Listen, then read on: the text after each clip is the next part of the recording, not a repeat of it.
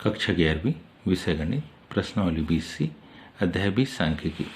निम्नांकित आंकड़ों से मानक विचलन व मानक विचलन गुणांक ज्ञात कीजिए। आंकड़े हमारे पास दिए हैं कौन से 41, 44, 49, 50, 53, 55, 55, 58 और ये 60। इन आंकड़ों को हम इसमें कल्पित माध्य मान लेते हैं। इसमें क्या मान लेंगे? कल्पित माध्य। सबसे पहले इन आंकड़ों को हम यहाँ लिख रहे हैं। लिखने पर पहला आंकड़ा जैसे कि हमारे पास है 41 को लिखा हमने। 41 के बाद अगला मान हमारे पास है 44, 44 के बाद 49, 49 के बाद 50, 50 के बाद 53, 55 हमारे पास कितने बार है?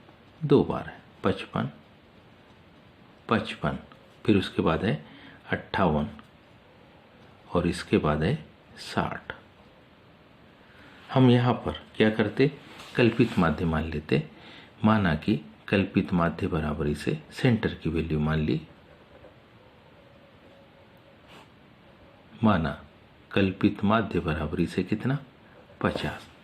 50 को 41 से घटाएंगे तो क्या आएगा? ऋण 9। 44 को घटाएंगे तो ऋण 6। 49 को घटाएंगे तो ऋण 1। 50 को घटाएंगे तो 0। 53 को घटाएंगे 3।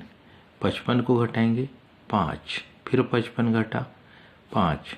58 को घटाया 8। 60 को घटाया 10। इसके बाद इसका क्या करें? वर्ग।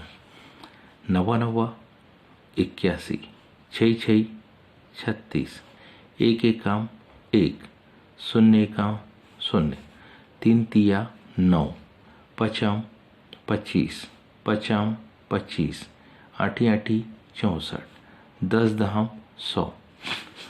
इसके बाद इनका योग। यहाँ समेसन dx को देखें तो इसका योग करने पर ऋण 9, ऋण 6, ऋण 1, इनका योग होगा ऋण 16। 5 और 3 8, 8 और 5 13, 13 और 8 21, 21 और 10 हमारे पास 31। 31 में से ऋण 16 को घटाने पर मान हमको कितना मिला? मान हमको मिलेगा 15। ऐसे ही इनका योग किसका? समेसन dx स्क्वायर का।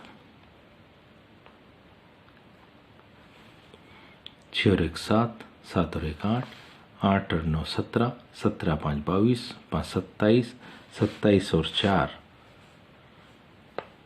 31 के 1 हासिल के 3, 6 3 9, 2 11, 2 13, 3 16 और 8 24 के 4 हासिल के 2, 2 और 1 3, माना है हमारे पास 341। अब हमने कल्पित माध्य तो मान लिया था, लेकिन वास्तविक समांतर माध्य कितना आएगा? देखिए जरा। वास्तविकता में यदि हम समांतर माध्य निकालते तो ये समांतर माध्य बनता 12x बराबर इसे a प्लस समेसन dx बटे समेसन f। 12x बराबर इसे a की वैल्यू 50 धन 15 बटे 19। 12x बराबर इसे 50 धन 15 में जब 19 का भाग देंगे तो 1.67 भर जाएगा। इन दोनों को जोड़ देंगे तो 12x बराबर इसे 51.67। ये हमारे पास आ गया क्या? समांतर माध्य। समांतर माध्य हमारे पास आ चुका है। अब हम मानक विचलन और मानक विचलन गुणांक ज्ञात करेंगे। तो आइए पहले मानक विचलन देखें। देखिए जरा क्या मानक विचलन।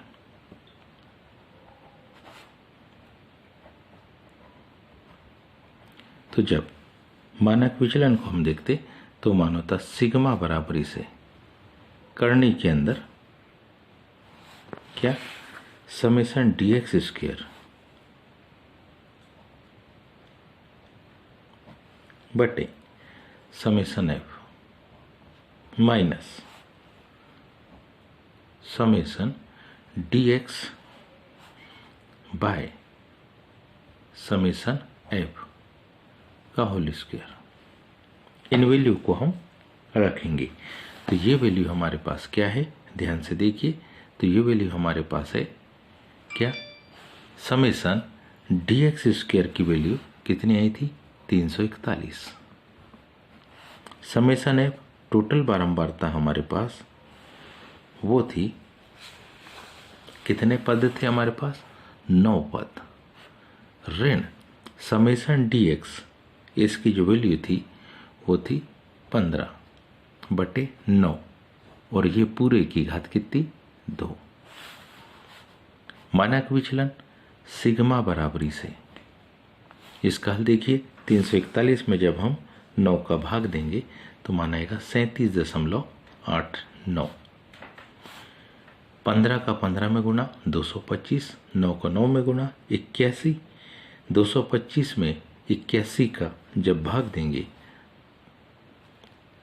तो हमको जो वैल्यू मिलेगी वो मिलेगी 2.79। इसको जब हम घटाते तो घटाने पर मान हमारे पास कुछ इस प्रकार से आएगा, कितना, 35.1। 35.1 का वर्गमूल ये मिलेगा 5.92। अब हम मानक विचलन गुणांक ज्ञात करते। मानक विचलन गुणांक, मानक विचलन गुणांक को ध्यान से समझेंगे तो मानक विचलन गुणांक बराबरी से सिग्मा बटे एक्स बराबरी से मानक विचलन 5.92 में हमारे पास जो समांतर माध्य आया था, समांतर माध्य कितना, 51.67। इसका हम भाग देंगे तो इसका भाग देने पर हमको जो उत्तर मिलेगा कुछ इस प्रकार से 0.114।